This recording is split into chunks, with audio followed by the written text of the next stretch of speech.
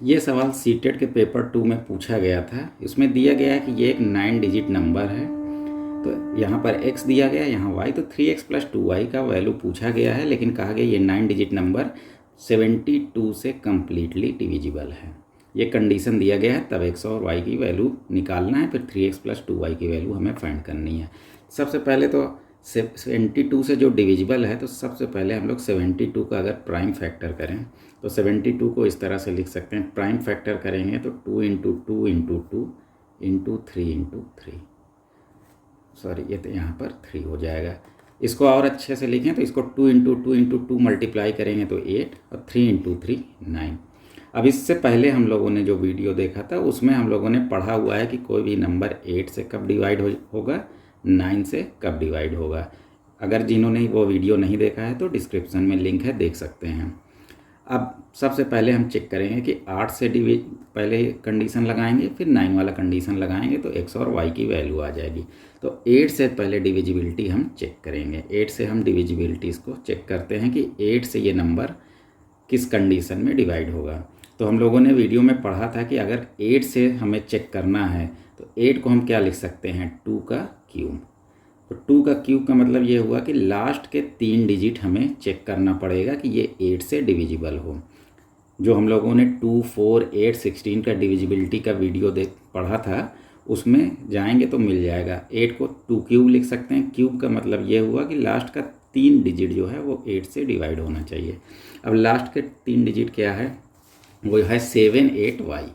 इसको लिख सकते हैं 7, 8y और डिवाइडेड बाई 8। ये कम्प्लीटली डिविजिबल होना चाहिए, क्योंकि कंडीशन दिया गया है कि जो 9 डिजिट का नंबर है वो 72 से डिवाइड है। तो 72 का हमने 2 फैक्टर कर दिया, 8 और 9। तो अगर दिया गया 9 डिजिट का जो नंबर है वो 72 से डिवाइड है, तो वो 8 से भी डिवाइड होगा, 9 से भी डिवाइड होगा। तो पहले हम लोग 8 वाला कंडीशन अब लगाने चल रहे हैं।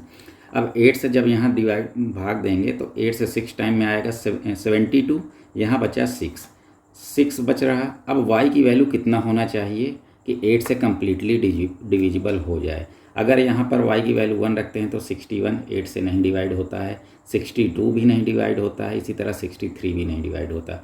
तो कौन सा नंबर डिवाइड होता है, 64। यानी y की जगह अगर यहाँ पर 64 होता, 7, 8, 4 डिवाइडेड बाई 8, तो ये कम्प्लीटली डिवाइड हो जाता है। 8 से 6 टाइम में हो जाता है 72, यहाँ 6 और 4 8 8 या 64, यानी 68 यानी 68 बार में ये कम्प्लीटली डिवाइड हो जाता है। तो यहाँ से हमें कौन सी वैल्यू मिल गई, y की वैल्यू मिल गई 4। पहला कंडीशन हमें मिल गया, y की वैल्यू 4 आ गई। अब हम दूसरा कंडीशन लगाएंगे 9 वाला कि 9 से डिविजिबिलिटी का क्या कंडीशन है, उससे हमें x की वैल्यू मिल जाएगी। अब देखते हैं 9 वाला कंडीशन क्या है। 9 से अब हम डिविजिबिलिटी चेक करेंगे। तो जैसा हम लोगों ने वीडियो में सीखा था, 9 से डिविजिबिलिटी का रूल क्या है कि जो भी नंबर है, जैसे यहाँ 9 डिजिट नंबर है, इस नंबर में जितने डिजिट आ रहे हैं सभी का सम 9 से डिवाइड होना चाहिए। यही 9 से डिवीजन का बेसिक रूल है। तो चलिए हम सब सम यहाँ पर निकाल लेते हैं। x की वैल्यू तो हमें नहीं पता, y की वैल्यू अब यहाँ पर हमें 4 मिल गई है, ठीक। तो अब सबको ऐड करते हैं। तो ये ऐड करेंगे तो 9 8 17, 17 5 कितना हो जाएगा 22, 22 और 3 25, 25 6 कितना हो जाएगा 31, 31 और 7 जोड़ देंगे तो 38, 38 में और 8 ऐड कर देंगे तो 46, और 46 में 4 जोड़ देंगे तो 50, यानी ये नंबर आ जाएगा 50। और x की वैल्यू एज इट इज़ लिखेंगे, क्योंकि x की वैल्यू तो हमें फाइंड नहीं है, डिवाइडेड बाई 9। तो यानी 50 से बड़ा नंबर आएगा, क्योंकि यहाँ पर प्लस है, प्लस साइन है, मतलब 50 से बड़ा नंबर होना चाहिए। तो 9 के टेबल में 50 से बड़ा नंबर कौन आता है, तो अगर 9 6 हम लोग पढ़ें तो 9 6 कितना होता है 54, 9 7 63 होता है, और 9 5 45 होता है। तो 50 से एबव में देखा जाए कौन सा नंबर है 54। यही 50 प्लस में एक ही नंबर है जो 54 है, जो 9 से डिवाइड है। यहाँ 63 यानी 13 ऐड इसलिए नहीं करेंगे, x जो है सिंगल डिजिट है, तो यहाँ x की वैल्यू 13 तो हो नहीं सकती, तब जाके 63 यानी 63 आएगा। तो x की वैल्यू ये वाली पॉसिबल नहीं है, यानी x की वैल्यू क्या होना चाहिए 4 होना चाहिए, तब ये 54 हो जाएगा। तो 54 9 से डिवाइड होता है, 9 6 कितना होता है 54।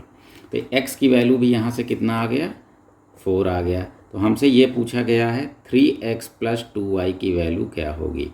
तो x की वैल्यू भी 4, y की वैल्यू भी यहाँ पर 4 है, बस हमको वैल्यू रख देना है। तो 3 × 4 + 2 × 4, तो 3 और 4 को यहाँ मल्टीप्लाई कर देंगे तो 12 + 8, तो आंसर हमारा क्या यहाँ पर आ जाएगा 20, हमारा करेक्ट ऑप्शन हो जाएगा।